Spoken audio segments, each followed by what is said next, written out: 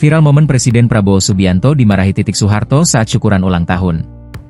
Titik Soeharto ulang tahun 14 April 2025 lalu, namun baru dirayakan pada Senin, 12 Mei 2025, di Jakarta.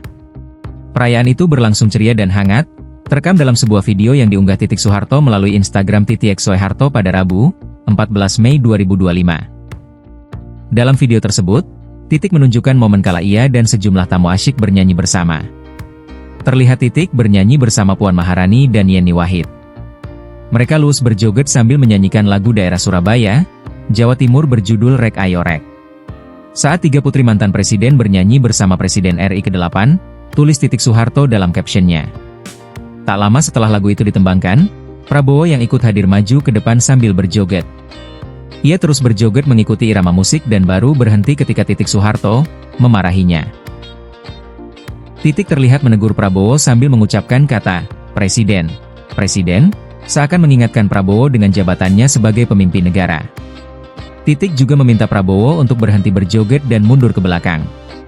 Enggan membantah, Presiden Prabowo sontak menuruti apa diucapkan oleh mantan istrinya itu. Interaksi di antara keduanya ini sontak jadi sorotan netizen.